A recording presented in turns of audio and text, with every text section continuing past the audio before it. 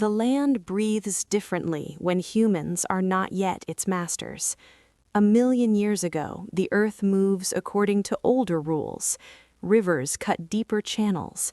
Grasslands advance and retreat with the seasons. Forests rise, burn, and return. Across these shifting terrains, life is shaped by hunger and fear, by patience and sudden violence. In this world, early humans exist as one fragile presence among many, small-bodied and exposed, walking upright through a landscape dominated by creatures built to kill. The predators are vast, efficient, and ancient. Saber-toothed cats wait in tall grass, their limbs coiled with stored power. Giant hyenas roam in clans, jaws capable of crushing bone as easily as sinew. Massive crocodiles lie half-buried in mud at the edges of rivers, their eyes barely breaking the surface. Eagles large enough to threaten infants circle above open plains. For early humans, every sound carries meaning. Every shadow may signal death. Survival does not come from strength alone. These humans do not have claws or fangs. Their teeth are modest. Their muscles, though capable, are not designed for overpowering prey or predator. What they possess instead is awareness, a growing sensitivity to pattern, the slow emergence of a mind that connects cause to consequence across time. For generations beyond counting, early humans live close to the ground. They sleep lightly. They move carefully. They learn which places offer protection and which invite attack. The open savanna gives visibility but no cover. Dense woodland offers concealment but hides danger. Water brings life and death in equal measure. These choices are not abstract. They are made daily, under pressure, with bodies that remember pain. Predators shape behavior long before they shape bones. A sudden silence among birds can halt an entire group mid-step. The crack of a branch triggers instant stillness. Fear is not panic here. It is restraint. It is the discipline of not moving too fast, not separating too far, not drawing attention. Over time, fear becomes structured. It becomes shared knowledge. Young humans learn early by watching. They learn how elders scan the horizon, how they pause before entering tall grass, how they listen to the wind. No words are needed. A gesture, a posture, a sound made low in the throat carries instruction. Mistakes are remembered because they end lives. Memory becomes a survival tool as sharp as any stone. The predators are not constant. They come and go with the seasons, following prey, water, and shade. Humans begin to notice this. Certain valleys grow quieter at particular times of year. Certain riverbanks become dangerous at dusk. The land reveals rhythms, and those who survive long enough to begin to align themselves with these patterns. This alignment is not yet control, but it is understanding. One moment, repeated countless times, begins to matter more than any other. The moment of decision. When to stay, when to move, when to gather, when to retreat. When a group lingers too long at a carcass, hyenas arrive. When they flee too early, hunger weakens them. Between these extremes lies survival. Finding that balance becomes a defining challenge. At some point, early humans begin to change how they respond to danger. Instead of scattering, they draw closer. Instead of fleeing in all directions, they cluster.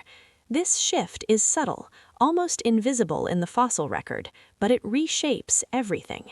Standing together, they appear larger. Their combined noise disrupts a predator's calculation. A lone human is prey. A group becomes uncertain.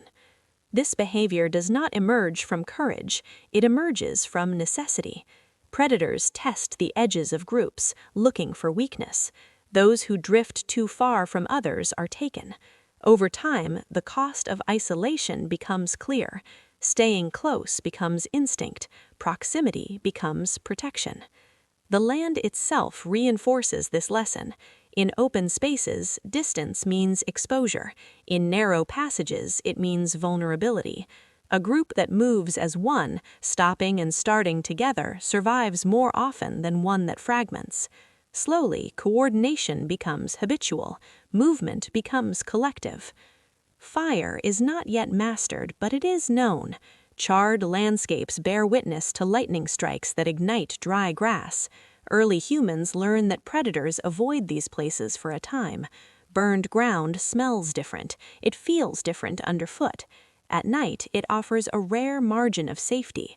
Groups begin to linger near these areas, drawn by the absence of danger as much as by the regrowth that follows fire.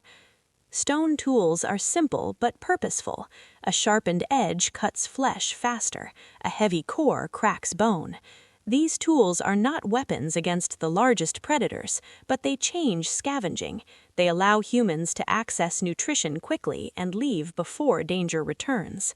Speed becomes another form of defense. Scavenging itself is risky. Carcasses attract predators from miles away. The air fills with scent, birds circle, the ground becomes crowded with teeth and claws. Humans learn to read these signs.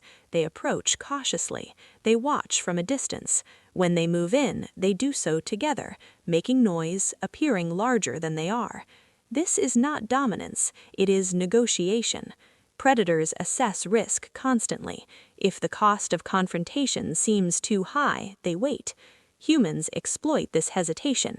They take what they can and leave. Each successful encounter reinforces a strategy. Each failure erases a lineage.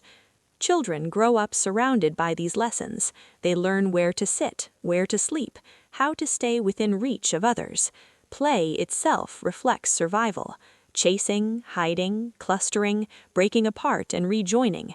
Through play, future decisions are rehearsed, without words. The night is the most dangerous time. Vision narrows. Sound travels unpredictably. Predators gain advantage. Early humans respond by reducing movement. They choose sleeping places carefully. Elevated ground, natural barriers, places where approach is limited. Sleep becomes lighter, fragmented, shared. Someone is always awake, even if only partially. This constant alertness shapes the mind.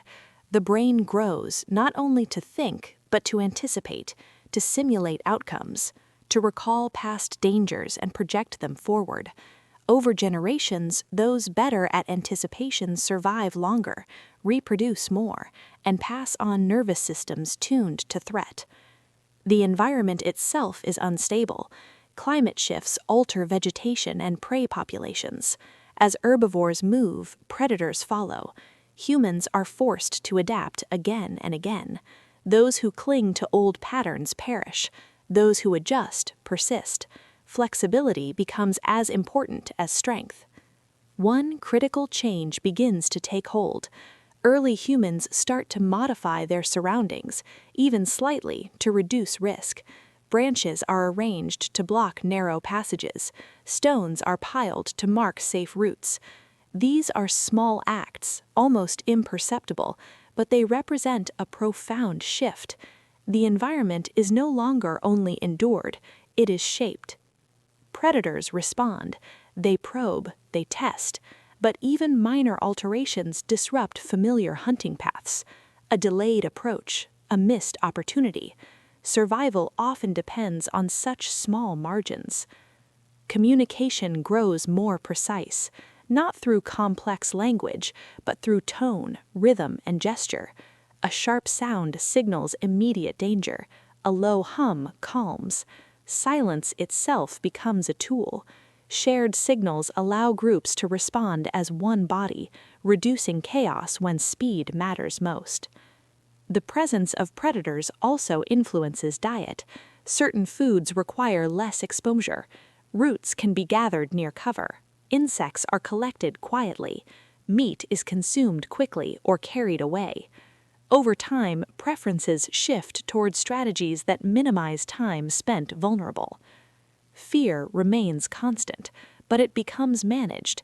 It is no longer paralyzing. It is integrated into daily life, a background pressure that sharpens awareness rather than overwhelming it. Those who panic are lost. Those who adapt endure. Across thousands of years, this behavioral shift accumulates. Groups that coordinate, anticipate, and modify their environment leave descendants. Groups that do not fade into the land, unrecorded except in scattered bones. Predators themselves begin to change in response. Some grow larger, others more cautious. The balance remains unstable. No side achieves final control, but humans carve out a narrow space in which survival is possible. The land still belongs to the predators. Humans remain vulnerable, exposed to claws and teeth, to hunger and disease. But something irreversible has occurred. Survival is no longer only individual, it is collective. Decisions are shared. Consequences ripple through groups rather than ending with a single body. As time passes, these patterns deepen. The mind grows increasingly social, increasingly future-oriented. The fear of predators becomes embedded in stories, gestures, and habits, passed down long after specific dangers fade. Even when certain giants disappear, the behaviors they shaped remain. 1,000,000 years ago, early humans do not conquer their world, they endure it. They persist by paying attention, by staying close, by choosing caution over impulse. Their survival is not loud or triumphant, it is quiet, incremental, and fragile. In the fading light of each day, as predators settle into their own rhythms, humans gather together in places chosen with care. Breath slows, the land holds its silence. Somewhere beyond sight, eyes watch and wait. Survival continues, unresolved, balanced on decisions made long before memory, in a world that does not notice who lives and who vanishes.